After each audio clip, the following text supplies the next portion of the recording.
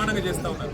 కానీ రైతులకి డిసెంబర్లో పడేది రైతు బంధు కేసీఆర్ ఉంటే ఇలా మార్చి దగ్గర పడ్డది. మార్చి కూడా ఇంతవరకు రైతు బంధు ఇచ్చే ముఖం లేదు రేవంత్ రెడ్డి. రైతు బంధు ఇచ్చే తెలివి లేదు, అట్లాగే యూరియా బస్తా ఇచ్చే తెలివి లేదు, కనీసం సోయా కొనుగోలు చేసే తెలివి లేదు, పత్తి కొనుగోలు చేసే తెలివి లేదు. మరి ఇట్లాంటి సన్నాసిని ముఖ్యమంత్రి చేసినందుకు ఈ అవస్థలు రైతన్నలకు కూడా కొంతకాలం తప్పదు. కానీ ఒకటి మాత్రం పక్క, గాంధీ కుటుంబానికి ఇచ్చే 1000 కోట్లు నీ అయ్యసొమ్మా నీ అబ్బసొమ్మా ఏడికెళ్ళి తెచ్చినవో రేవంత్ రెడ్డి రాష్ట్ర ప్రజానికానికి సమాధానం చెప్పాలి. ఎన్ని వేల కోట్లు నువ్వు దోపిడీ చేస్తే మరి గాంధీ కుటుంబానికి 1000 కోట్లు ఇస్తానంటున్నావు. అది తెలంగాణ ప్రజల రక్తమాంసాలు కాదా? తెలంగాణ ప్రజల చెమట కాదా? ఇక్కడి ప్రజల సొత్తు నువ్వు దోపిడీ చేసి గతంలో నోటుకి దొరికిపోయిన ఓటుకి నోటు కేసులు ఇవాళ 1000 కోట్లు అని చెప్పి ఓపెన్ గా చెప్తుంటే మరి బీజేపీ ఏం చేస్తున్నది? కేంద్ర సంస్థలు ఏం చేస్తున్నాయి? ఈడీలు, సిబిఐలు, ఐటీలు ఏం పీకుతున్నాయని అడుగుతున్నాను. ఏం చేస్తున్నారు మీరు? ముఖ్యమంత్రి బాహాటంగా గాంధీ కుటుంబానికి 1000 కోట్లు అయినా సరే తెలంగాణ నుంచి నేను ఇస్తా అంటుంటే బీజేపీ ఏం చేస్తున్నది? మీ ప్రధానమంత్రి చెప్పిండు కదా ఆర్ఆర్ ట్యాక్స్ వసూలు చేస్తున్నాడని.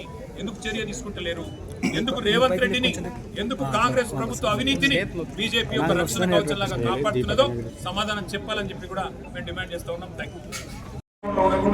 అక్కడి నుంచి నేరుగా లేచి గౌరవిస్తున్నామని చెప్పి కేసీఆర్ గారు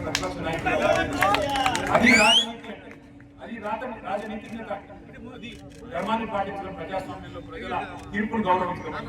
ఇవాళ మేము అవుట్ రైట్ గా నిజానికి మాకు 25 నుంచి 30 మున్సిపాలిటీలు రావాలి. కానీ వీళ్ళు చేసే వెకిలి పనులు నేను ఇవాళ రేవంత్ రెడ్డికి చెప్తా ఉన్నా, డీజీపీ శివధర్ రెడ్డికి కూడా చెప్తా ఉన్నా. డీజీపీ గారు మీరు ఏదో మన పెద్ద సినిమా డైలాగులు పెట్టారు. మాకు రెడ్ బుక్ ఉన్నది, పింక్ బుక్ ఉన్నది, కాకీ బుక్ ఉంటుంది అని చెప్పినాం. ఇదేనండి కాకీ బుక్. మీ పోలీసు వాళ్ళ బట్టలు కూడా తీసుకొడతా అని చెప్పి ఒక కాంగ్రెస్ నాయకుడు కేసు ఉన్నది. మిమ్మల్ని యూస్లెస్ ఫెలోస్ ఒక బీజేపీ ఎంపీ అంటే కనీసం కేసు పెట్టే ధైర్యం లేదు. ఎందుకు? రాష్ట్రంలో అధికారంలో కాంగ్రెస్ ఉన్నది, కేంద్రంలో అధికారంలో ఉన్నది బీజేపీ కాబట్టి భయపడుతున్నావా? ఎవరు మేము ప్రతిపక్షంలో ఉన్న కాబట్టి మా మీద కేసులు పెడతావా? ఒకటి గుర్తుపెట్టుకోండి డీజీపీ గారు, రేవంత్ రెడ్డి గారు గుర్తుపెట్టుకోండి, ఎప్పుడు అధికారం ఎవరికి శాశ్వతం కాదు.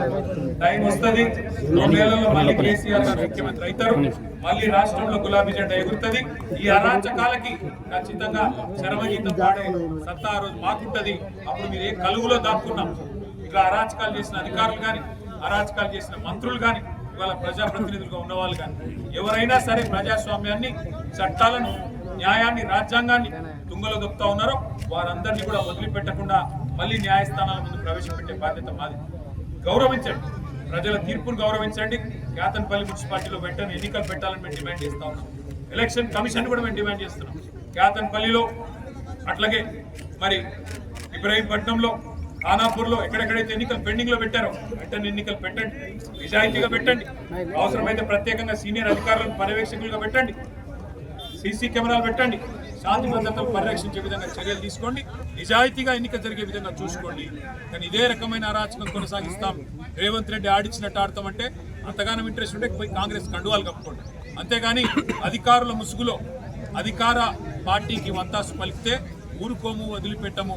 చట్టం ఎవరికైనా ఒకటే గుర్తువేస్తూ ఎన్నికల కమిషన్ ఇంకో డిమాండ్ కూడా మేము చేస్తా ఉన్నాం. కేతన్పల్లి మున్సిపాలిటీలో మొన్న మా మహిళా కౌన్సిలర్ల మీద అసభ్యంగా ప్రవర్తించిన విధవలు ఎవరైతే 3rd రేట్ కౌన్సిలర్లు కాంగ్రెస్ వాళ్ళు ఉన్నారో వాళ్ళ మీద చట్టపరంగా చర్య తీసుకోవాలి. ఆ కేతన్పల్లి మున్సిపాలిటీ ఎన్నిక సందర్భంగా, ప్రమాణ స్వీకారం సందర్భంగా ఏ వీడియో అయితే మీ వాళ్ళు ఎలక్షన్ కమిషన్ వాళ్ళు షూట్ చేసినారో బయట పెట్టండి. సీసీ కెమెరాల్లో మొత్తం నిక్షిప్తం అయ్యింది. ఎవరు తప్పు చేశారో వాళ్ళ మీద కేసులు పెట్టండి, తప్పు చేయని వాళ్ళ మీద కేసులు పెట్టి వాళ్ళ మా కోవా లక్ష్మి గారి మీద కేసులు పెట్టి, మా ఎమ్మెల్యే గారు ఒక ఆదివాసీ బిడ్డ తప్పు చేసిందండి.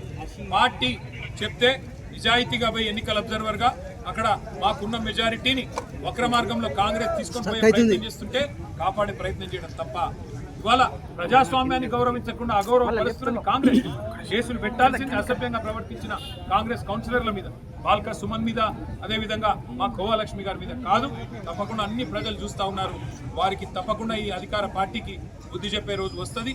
ప్రజాస్వామ్యాన్ని గౌరవించని ప్రతి ఒక్కరికి బుద్ధి చెప్పే టైం వస్తుంది. మీరు మీడియా కూడా నా ధన్యవాదాలను తెలియజేస్తా ఉన్నా.